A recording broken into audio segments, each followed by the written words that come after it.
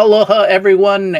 It's Wednesday, October 15th, 2025, and this is episode 573. I'm Jyunmi, and joining me is Andy, and hopefully we will see more of our brethren later on in the show. Today we will cover AI headlines, take a deeper look at whether AI weather models can replace supercomputer forecasts, and share a quick highlight of Elicit, a research assistant tool you may want to try out. This is the Daily AI Show. So for our news article of the day, Andy Halliday, take it away.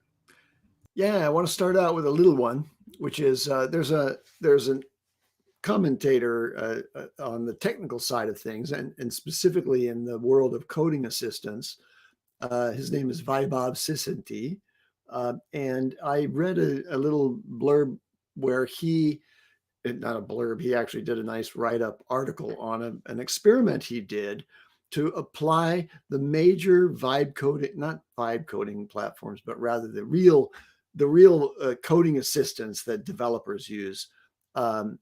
And he compared them on a real world task, and then came forward with his results, like comparing four. He's comparing Claude Sonnet 4.5, reputationally one of the most capable of the coding assistants, Gemini 2.5 Pro, GPT-5. He didn't say Codex specifically, but he used GPT-5 in this comparison, and then finally GitHub Copilot. Okay, so in benchmarks, Claude Sonnet 4.5 is the best coding model. It gets 77.2 on the SWE bench, which is the major benchmark for coding. But in a real test, does it really come out on top? And his result was very interesting. He said all four models can refactor code, which is what the test was, but they refactor it in different ways. And that means asking which one can pass the benchmark test is not so much the question. The question should be, how does it work with you? And an example is that Gemini, which didn't win, it came in third place overall in his evaluation, but it was the one that was most educational. It assisted the developer as an assistant, not only in generating code, but in explaining everything that it did and providing sort of guidance in the ways that it made changes.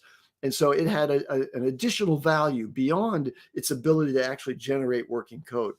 But the surprise is that Claude Sonnet came in second place to GitHub Copilot. So we don't hear about GitHub Copilot being at the top of the charts on these things, but in a real world application, this is a Microsoft-owned platform, GitHub is. And the Copilot that you can buy to assist you in coding in that context is, at the top of the charts from this very, very, very capable, comparison, a very capable reviewer doing a fair real world comparison of actual refactoring of code, a complex code base. So was the test just for refactoring, or was it like a multi? He wanted to narrow the scope, and I take it back. It wasn't for his entire code base. He actually created an example of code that needed to be refactored, and Okay. he knew what needed to be done, and then he gave that to the four each with the exact same prompts, and that's what came out, was that GitHub Copilot was at the head. And that may not be a big surprise to people who know that GitHub Copilot is the one that is most widely used, meaning people were already using GitHub Copilot. The latest versions of GitHub Copilot are better than the most advanced frontier models' coding capabilities, at least in these measures, where, how useful is the output? Well, I think the thing that I like most about this story is that it's a use case experiment as opposed to a benchmark. Yes. So yeah, that gives me a more real world response or return on that than just like, oh yeah, 79%. And that approach, by the way, that obviates the need to worry about whether those models had been trained to beat the benchmarks. right? So, Right. and that's something that, of course, the model developers will do. They'll use the tests, in their training in order to evaluate just how effectively the things are working. But the good news is that any one of those is more than sufficient to assist any developer in developing code. It's just they have different personalities about how they do it, and that's an interesting, an emergent development as we compare and contrast the various models that we now have pretty widespread access to. In yesterday's show, we talked about Poe, which presents every model in the world pretty much, and you can pick and choose and use one today and another one tomorrow. Mm-hmm. Mm-hmm. Yeah, there does seem to be a few grouping type applications. I've always been interested in typing mind and exploring how that is more beneficial than actually going into the individual ones. Yeah, before you go on, I just want to mention that we did a whole show on just a couple of weeks ago, which we called polyamory or Right. committed relationship in Right. your relationships with AI, and what are the advantages of each approach. But there are increasingly a number of alternatives out there where you can aggregate any number of models. And one of them that I'll mention is in your space, Jyunmi, which is called Kara Video. So now instead of having to sign up for Kling and VO3 and instead of doing it that way, one subscription, Kara Video, gives you access to all of them. I'll have to check out Kara. I got my attention was captured by the Higgs field. Higgs field essentially does the same thing. They have their own models as well, so I'll have to compare the two and see what the output is like. Not quite the same as Runway, but that might be a whole segment on its own in the future. Yeah. Okay. So I've got a couple of quick news stories. I'm sure in the last couple of days we have seen talk about the OpenAI and Broadcom announcement. So from OpenAI, they say that they're working with Broadcom to deploy 10 gigawatts of OpenAI designed AI accelerators. So if we take the news over the last couple of weeks, what highlighted here for me is that OpenAI is definitely making moves into securing a more diversified hardware stack, right? So there's been that round robin of investment / equity exchange amongst all the big AI players, but now they're working with Broadcom, which is a chip manufacturer. They design various microcontrollers and things like that. You'll find lots of Broadcom chips in every PCB out there. But what's interesting about this is them tag teaming with Broadcom does allow them to work on specific sectors. So the thing that they're working on here is one, the AI accelerators, which is essentially various chipsets that are there to support. So these aren't necessarily like the GPUs that NVIDIA comes out with. This is more the supporting hardware for a larger chipset. So if you've heard of Blackwell, so Blackwell's an entire chipset and system. Some of those chips on their boards probably be some Broadcom chips as well as other manufacturers. But having OpenAI create their own AI accelerators or approaching it from this angle is a little more a skewed aspect than what we're normally hearing. So in data centers, you can install these AI accelerators to improve AI performance. So there's that aspect, and then the other aspect is the Ethernet controllers, the actual transport backbone, and so one of the things that NVIDIA highlighted a few months ago was their petaflop data backbone that they had to build for their top end GPU clusters and things like that, is because it's not just the processing on the hardware. Data centers are multiple stacks of all of this hardware, and that data has to go and be distributed and brought back in and out between all of those hardware sets. So developing that backbone transport is important to the overall performance of AI in a data center. So it's an interesting take. It's not just GPU development or taking a stake in the GPU developers. This is also taking a stake in the other infrastructure, hardware infrastructure that is used in data centers. Great. So I have some additional news on that front, which is that Meta and Oracle combined in a press release and announced their, in effect, endorsement of NVIDIA's new data center infrastructure, which includes, as you discussed, their super duper Ethernet switches called NVIDIA Spectrum-X. And it also includes their Spectrum-X Ethernet Super NICs, network interface cards. So these are the ones that can connect one network to another network of GPUs. But the combination of those two things, the Ethernet switches that are, I don't know, let me see that it said something about, the top end of that is, capable of 1.6 terabytes per second of data flow.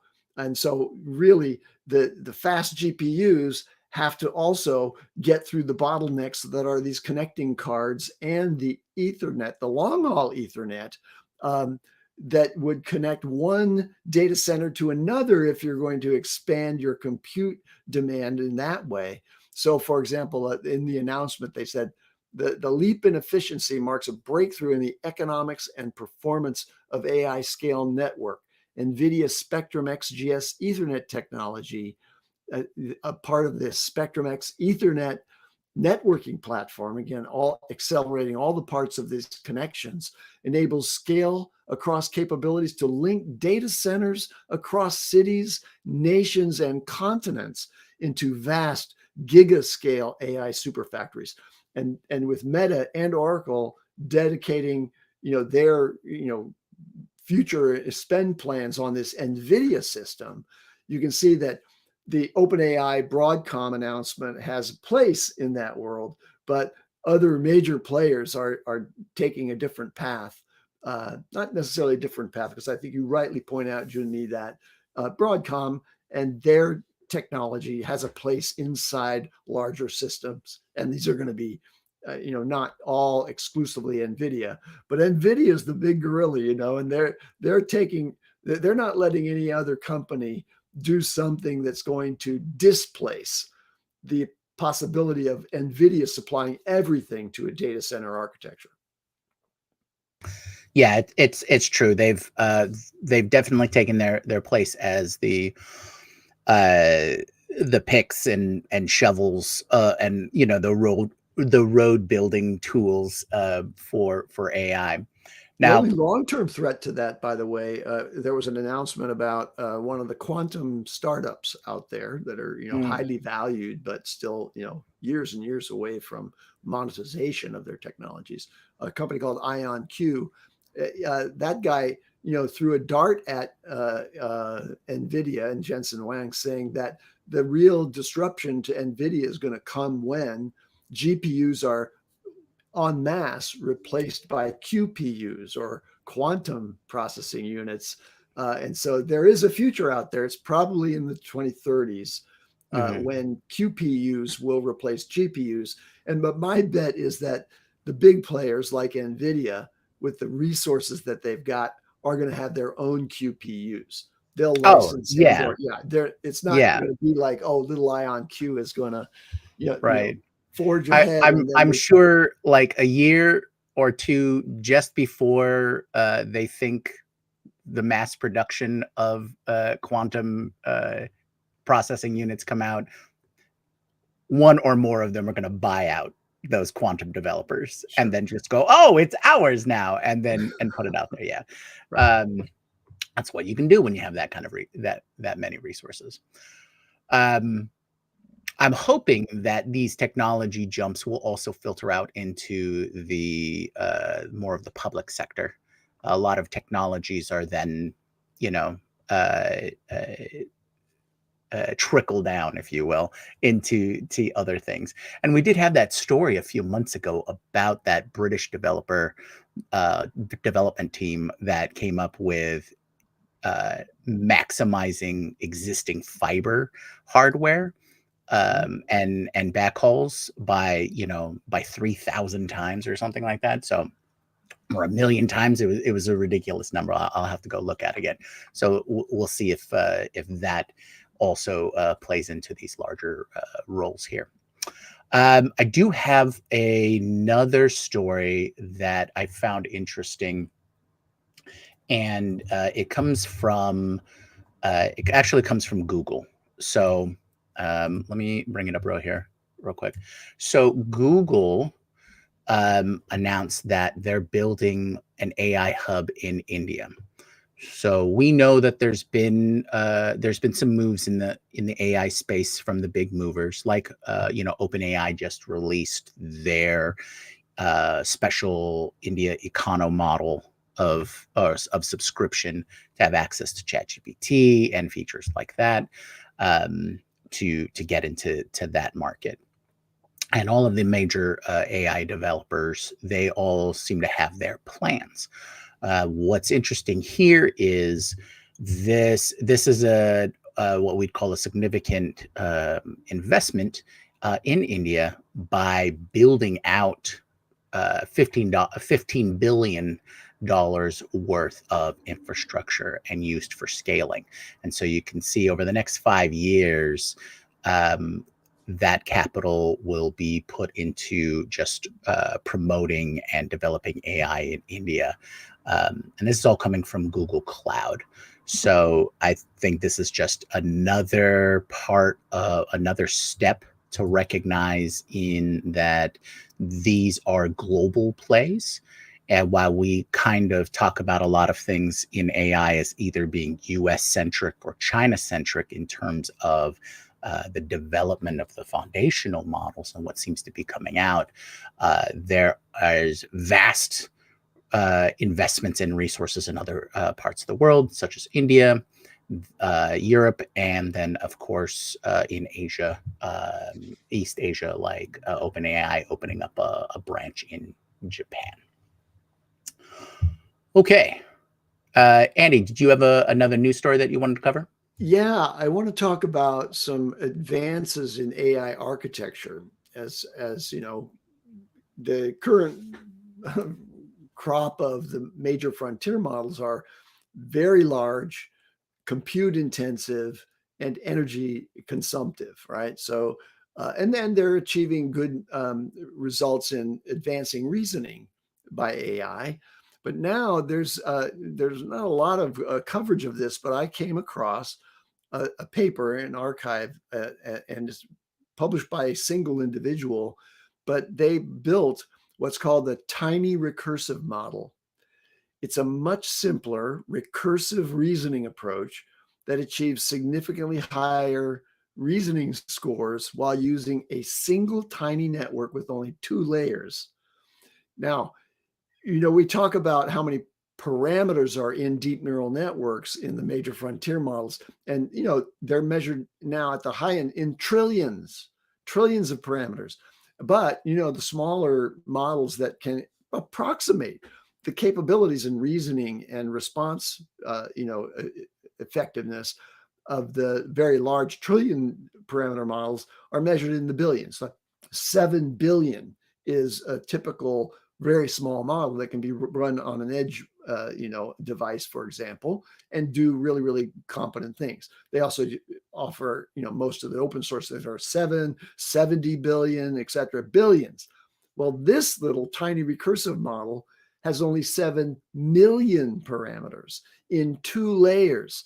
But this tiny recursive model architecture, this basically is making it do a succession of runs through its own tiny network, achieves a 45% test accuracy on ARC-AG1 and 8% on ARC-AGI2, higher than most LLMs.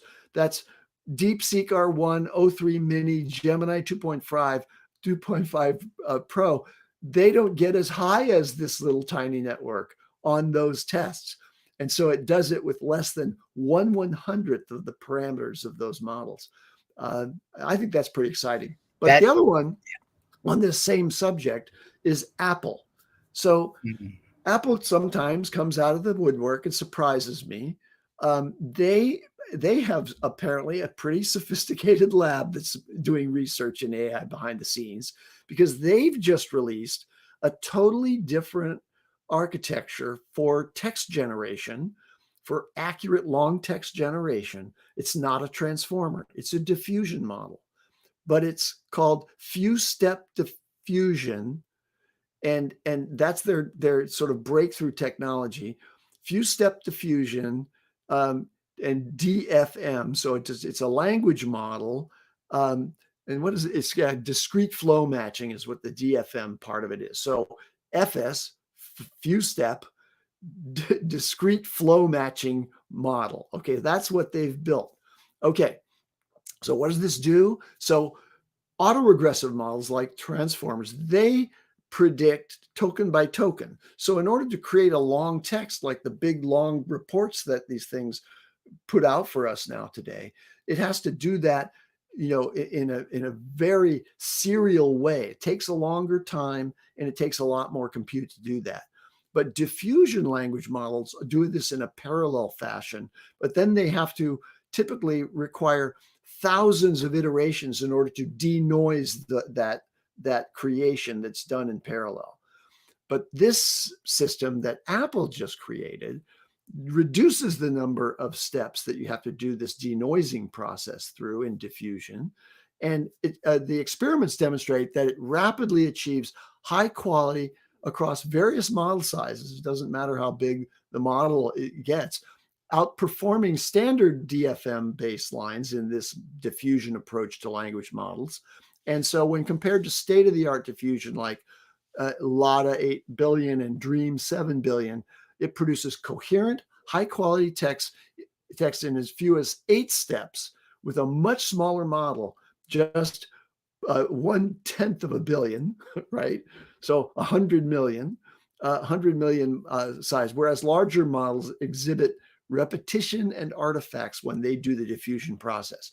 So later, when we talk about Elicit, I used Elicit to do research on the advanced architectures that are attempting to replace transformers. And so I'll touch on this before, but one of the interesting approaches is, let's not use transformers with serial prediction of next token, where every token has to look back to every other token in the computation, but rather use diffusion models, which is a different thing used typically for complex imagery. And now Apple's come forward with something that dramatically accelerates that process.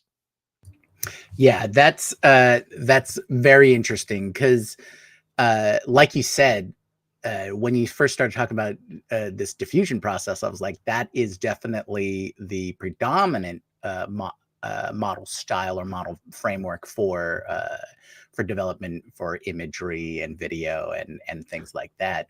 So it's interesting to see it flipped for text and for general use models. So we'll have to keep an eye on that. Now, I will admit it's not like this is the first in this space. There are other models, another diffusion research going on for text as opposed to image and things like that. And I'm sure overall it'll be multimodal, especially if the same kind of framework can be established for each mode integrated. But I did want to highlight how excited I am for this tiny recursive model, right? Because we've talked about this recursive, like reinforcement learning kind of, emergent tech that we want to see develop in AI. So when AI starts teaching itself a lot, right? So Yeah, we this talk about that in the context of training or right, self-guided training. yeah, But the tiny recursive model in this case is doing inference, right? right, It's doing right, inference recursively. Yeah. exactly. And at only 7 million parameters, so a general easy, quick, and dirty rule is your parameters equals how much or roughly how much memory that you need. That means at 7 million, that's 8 gigs, which pretty much every hardware in the computing space from mobile to desktop can support. So those smaller models getting better results. I'm kind of in the camp of I want lots and lots of small water models working together as opposed to giant models. Also, the fact that we're in the open source space, so that I can run them on my own hardware. That's also nice as well. Yeah. Okay, so let's go ahead and let me bring this up real quick. Sorry. Um, so let's move on to our next segment of the day, and our segment of the day is AI and science. Now, if you have found so far any AI news, really eye opening or anything like that, please bring us your AI news by joining our Slack community at dailyaishowcommunity.com. Okay, so today's hot topic is about AI weather models and everyday life. So, our core question is how far can AI foundational models like Microsoft's Aurora go into replacing or augmenting physics based forecasting across weather? Does this also go across air quality, wave prediction, cyclones, tornadoes, those kinds of things? And since AI weather models promise near instant high resolution forecasts that can reach places without supercomputers, uh, the upside is faster for more. It's faster and more local decisions, and the risk is over trust on these models. So for the next few years, the real world will run on a hybrid of AI plus physics or supercomputers with stronger validation, accountability, and communication. So let's dive into this. Um, so the reason I wanted to bring this up is over the last few months, there's been announcements in the AI weather space. So Microsoft released a paper, I think it was back in May, that talked about their results. And let me bring that up real quick. Um, their results, and this is in Nature. Um, and the Aurora system is essentially it's a model for of the Earth, right, and its weather patterns and things like that. But we're seeing some um, big percentages and high resolution, so they can look at a 5-day global air pollution forecast, right, and it'll cover 74% of all the targets. They can do a 10-day global ocean wave forecasts. And these resolutions, when they talk about is like 0.4 degrees or 0.25 degrees, these are degrees of latitude and longitude. So if you're looking at your global map, these are relative Earth-sized, but relatively small degrees of resolution, meaning that they can target it at immensely or hyper focus on tiny parts of the Earth when they're talking about this. And so so in their paper they outline that now they can predict so many such high percentages on these different major weather patterns. So what this leads to is a couple of different questions. So what are the benefits of moving to this AI model? Right now, they're trying to release a hybrid model, and what are we going to see in the future? So, Andy, what do you expect out of these AI weather models? Well, I want to put forward a concept that there is local and immediate forecasting, like what we're seeing now with the combination of tools on our mobile devices that are looking at, weather radar. Looks like that's radar's real time, right? It can change its prediction about whether your specific location in this region is going to get rain in the next 10 minutes or not, right? And then update that forecast as the weather pattern moves in the local environment. And then what the AI models are capable of doing is not so much that, although if it were fed the same information, of course, it could assist in that. But the AI models are more about longer term forecasts. So 10 days, 1 month, 6 months, what's going to happen out there based on an aggregation of data that's done. So there's this temporal dimension to forecasting. Like, are you telling me, I want to know here at Horse and Heart Ranch, I want to know whether the rain's going to hit here starting in 20 minutes or in 10 minutes. Because I've got some things I got to do depending on that difference. That's already happening. That's happening because those tools on our smartphones are looking at that kind of data. But the AI approach to physics-based and or non-physics-based interpretation of historical patterns and projecting what's going to happen on a more global scale, that's kind of interesting. But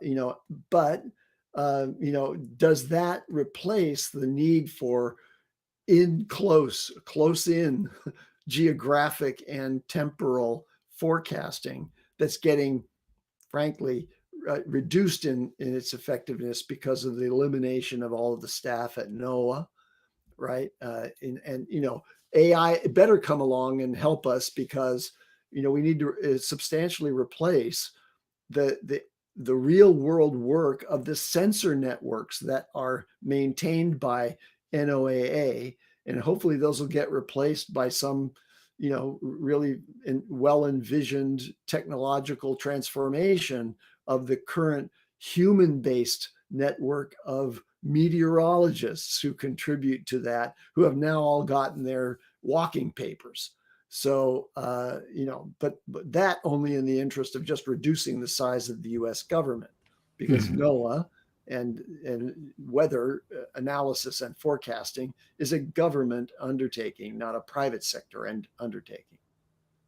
Right, right. And I wanted to highlight one of the things that you were saying there about the long-term prediction, and this is being used right now in not just Aurora, but there's a couple of different AI weather models that are being used around the world, and one of them is this story that I found from the University of Chicago.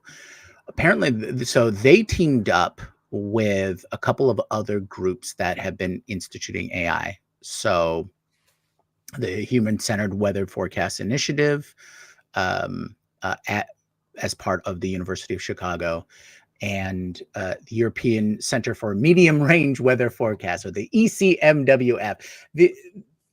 Obviously, these are science-run organizations, because they they do not have a nice, fun name that easily rolls off the tongue.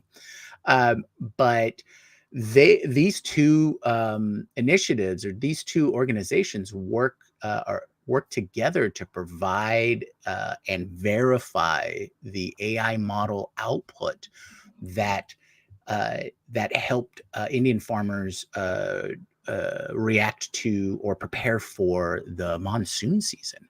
They were able to get them 4 weeks ahead, and so that these farmers and people could prepare, because they knew when the monsoon was going to start hitting. And if you've ever been in a monsoon, it is torrential rain for weeks at a time. Mm. So this affects all life, all daily life, especially for farmers, making sure they take care of whatever planning for planting or harvesting crops and all of those kinds of things. But um, this is some great news in the real world application.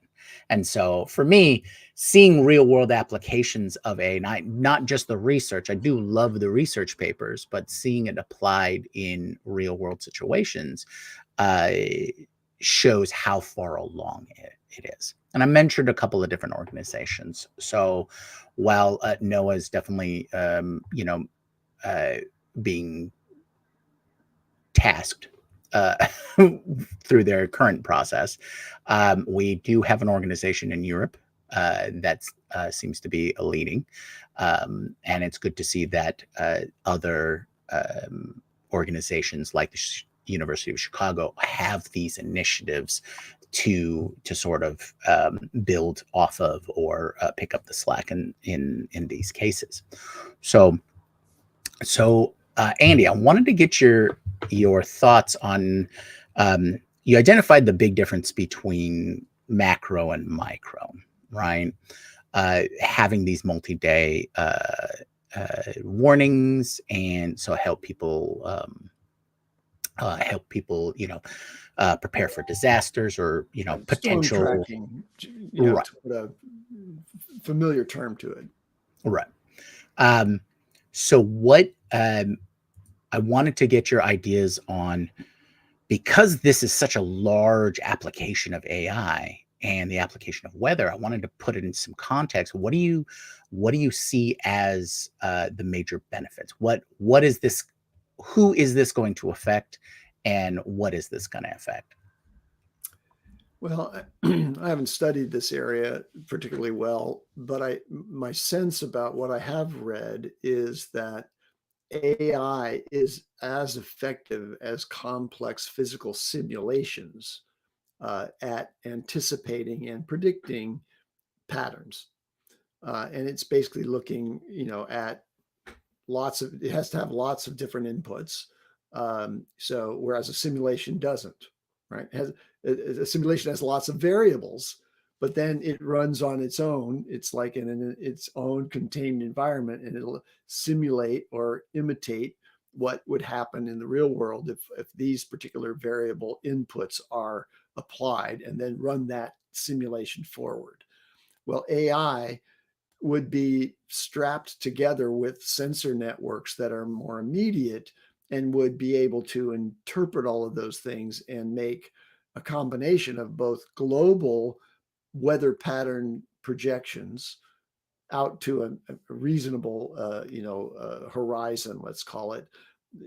Probably not. I mean, it could make predictions that get weaker and weaker and less correlated to the probabilities, as the farther it goes out. But it could have, with a very dense sensor network, including lots of, maybe even, reports from people on the ground that get fed into an AI, which has a really much better capability of ingesting a comprehensive view from multiple sources. It could make very accurate and very high resolution down to your locale, make predictions about that, and do that without, the skills of a meteorologist who's now working on the television station. So you could get an AI television station weather report with a talking head that's going to do the maps and everything and show you all those things, but it's all AI generated, and probably is as good or better than the human meteorologist who's the weatherman on the television channel. So that's where I think it would have the most immediate impact. But you wouldn't have to watch television to do it. You could just pull out your smartphone or ask your AI assistant, what I'm going to be in, Palo Alto, tomorrow at 3 p.m. what are the conditions likely to be? And the Mm-hmm. AI system can tell me based on an AI model, not based on doing deep research and trying to figure out who's made such a prediction or using some of the other tools that currently exist. So there is a change afoot that will allow AI to be involved quite extensively in what the future weather forecasting system is for us. So you mentioned the weatherman position and how we get our local weather through television. Um, but speaking to larger human roles, so would that allow meteorologists, since they don't have to do the on-screen thing anymore, we could refocus them to building out the AI models or curating the information or validation or anything like that? Well, I'm not going to speculate on what the current jocular fun weatherman like Al Roker is going to do in his future or her future. Uh, it I just don't think it's going to be a thing. Mhm. I don't watch TV now for weather forecasts. I use Weather Underground, an app on my phone that has the radar map that's kept up to date, and so I can see in my specific locale exactly what's happening around me, and I can it plays out a moving image of the last, say, 1 hour of cloud movements, and I can see the rotational pattern. I can see fronts that are shown on there. So I'm not sure that there's a lot of benefit to anyone other than the people who are still sitting on couches looking at TVs to think about the weather. Gotcha. Okay. All right. I think this is a good opportunity to wrap it up here. But yeah, just to basically bookend, uh, while we are seeing major advances in an AI model focused weather prediction, moving from our current supercomputer number crunching, hardware crunching, and deep analysis, uh, I think with these models coming out and having these global organizations, this hybrid model is uh, between using and verifying between the two systems is probably what we're going to see over the next few years. But like you said, Andy, I think future prediction wise, it'll become hyper personalized and we'll get it down down to the foot, so to speak, of weather predictions. Now, if we can get it down to the minute, that would be interesting too. It's like, oh, it's going to rain, put up the umbrella in an instant. But yeah, we'll see what the future holds.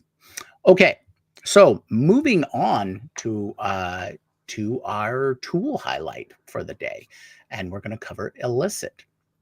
So, uh, if you found any of this helpful, please give us a like, subscribe, and hit that bell.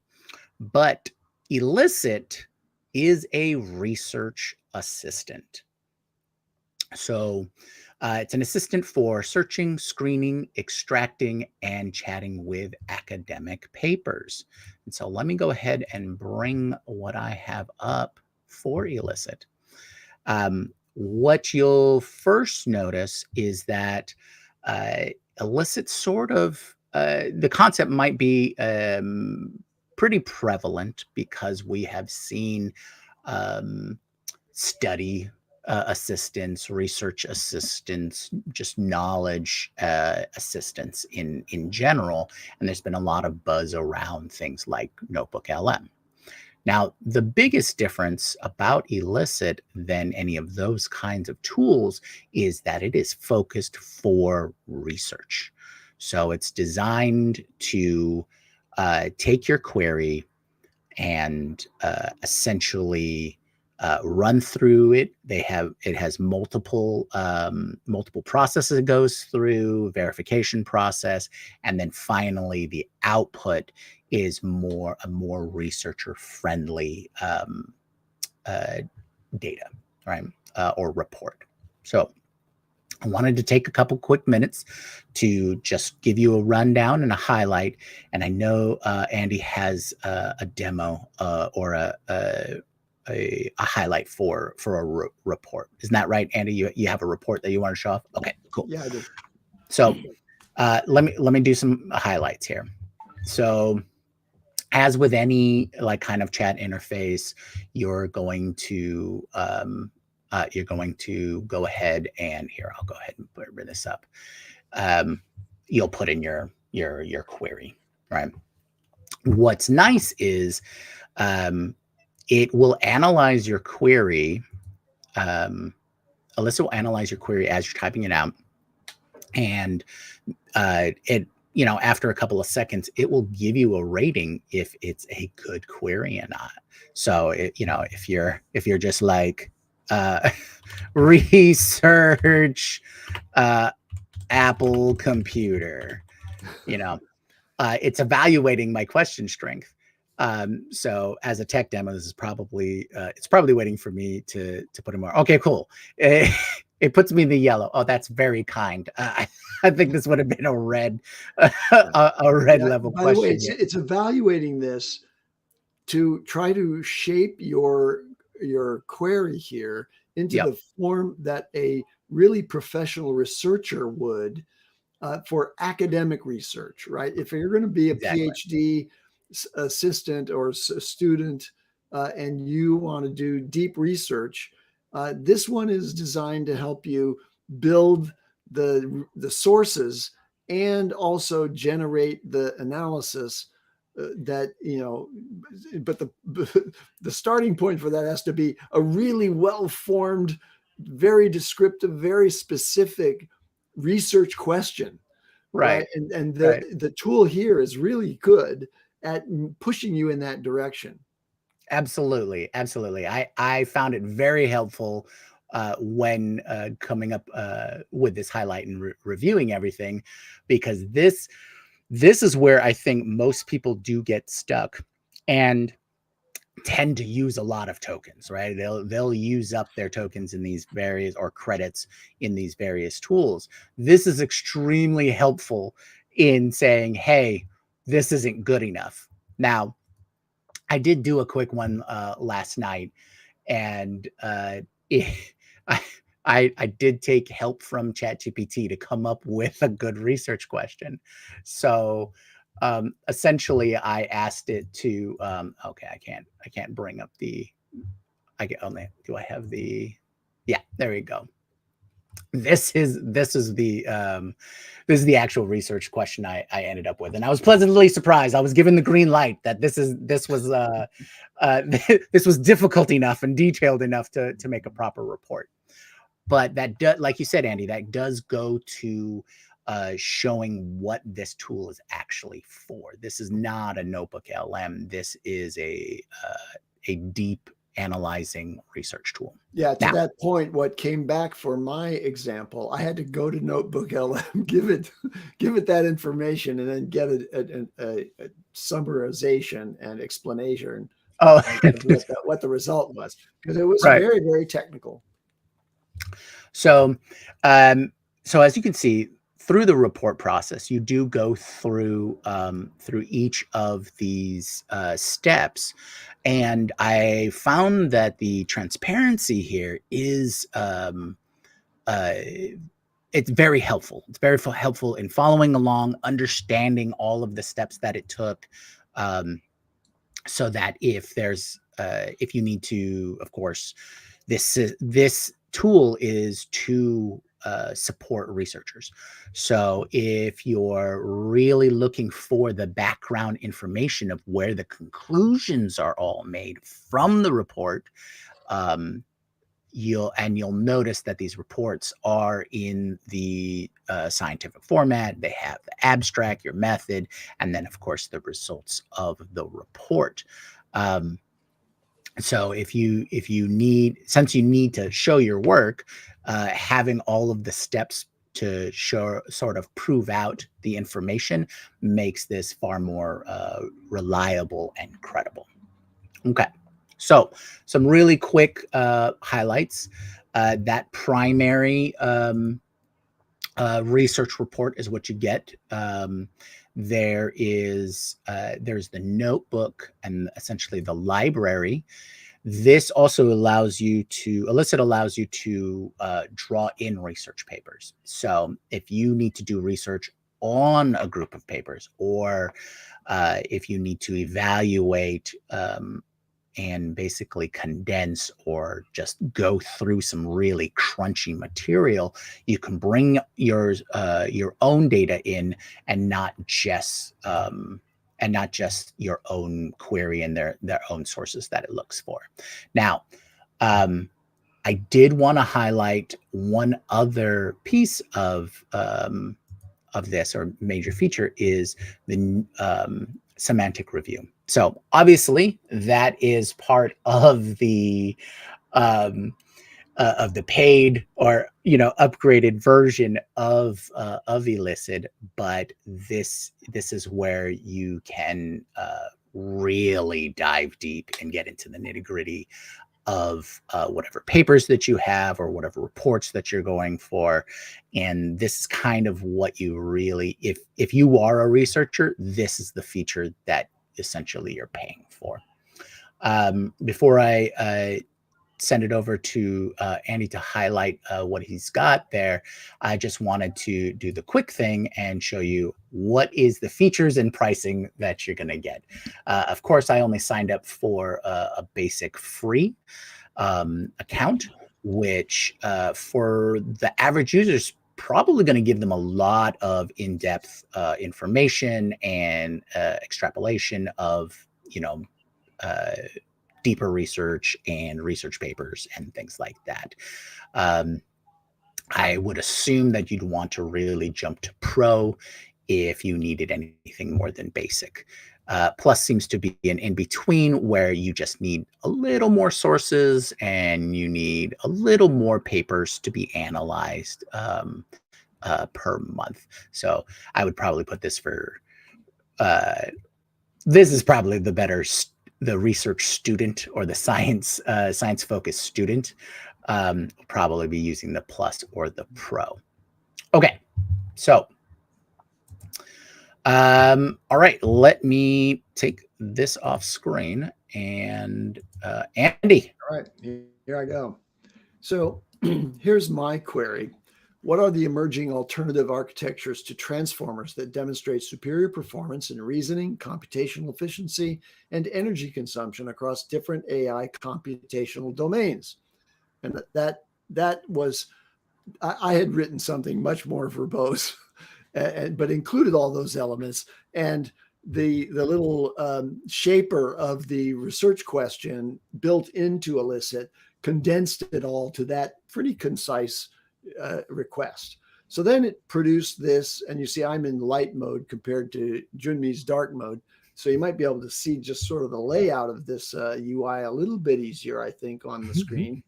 But it does do a very comprehensive report, and it does some analysis of it.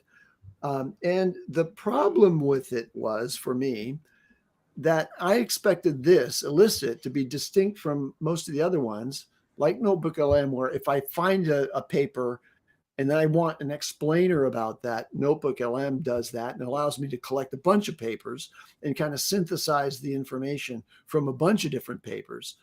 That's one of the functions that this tool should do, synthesis from multiple sources, but it's focused on the search part of it. That's the value add to me, is Yeah, that it's going to go out and find the papers. And right. so I thought that it was going to come back with something that was quite exhaustive. And it came back with some things that I'd never heard of before. Like, I've heard of Mamba as one of the, alternative architectures to basic transformers. I'd never heard of Echo State Transformer, Hypermixer and Hyperspherical Energy Transformer, Transevolve, CO4, and Neurosymbolic models. Okay, so on the surface, I was like, okay, that's great. Wow, it did find some things that are out there that I wasn't aware of. But then I looked at my own notes about this question in Notion, and I said, okay, wait a second. I have a whole thing on RWKV. and RetNet, and also neurosymbolic hybrids and spiking neural networks, and QCons, the Kolmogorov-Arnold networks. Those are all alternatives as well. So I put this question in the chat over here. Why weren't these technologies included in your view of alternative technologies? And I listed those and said, well, I focused on a specific set of emerging transformer alternatives that were identified through their particular research methodology. What does that mean? I thought you were going to check all of them and kind of bring them back, as I would have expected a Google deep research to do. Okay, so I said, well, I did mention one neural logic machines thing and graph convolutional networks that's kind of in that space. But these other technologies are not included in this report, but it then tells me a little bit about each of them. And the absence, here's the final thing, the absence of these technologies from this particular report likely reflects the specific scope, time frame, or selection criteria of their research methodology. Whose research methodology? I was asking you to do the research methodology to bring these things back. So I just provide this as a caveat that, if you're going to, don't submit your research report from Elicit until you've done more exhaustive examination of what the scope and span of it is. Now, this is in the free version. So if I paid for the pro version, would I get a deeper research that touches on all these things, the RWKV, spiking neural networks, and QCons? I would hope so. That's one of the identifying features as well, is that they say that this summarization portion of the process, it draws upon, for the free version, draws upon 4 sources, and for the more expensive option, draws from 8 sources. So you're definitely on the track in you want to be more focused on what you're asking for. It's less general and more specific. But yeah, they do outline that for the free version, it's only going to be the 4 sources. So when it when it falls back on the let's cover our butt and say, oh well, our methodology, it's like that means because we're only going to find 4 sources that are related and then come up with anything. Now, in terms of quality of output and things like that, it does seem all very useful to me, and I think we would definitely want to, if we were going to do a deeper review, I would compare this to other alternatives, such as SciSpace. They do a similar thing, and if a deep research paper style research service isn't exactly what you're looking for, then but you do want it to be research paper focused, there is still the Illuminate experiment from Google Labs, which is sort of like Notebook LM, but focused specifically for academic and research papers. So there's a couple of different options out there, but I can think of a couple of things that I would really want to use Elicit for. But I'd love to see what the research methodology between Elicit and something like GenSpark, like what kind of quality or research focused output would I get from those kind of agentic services.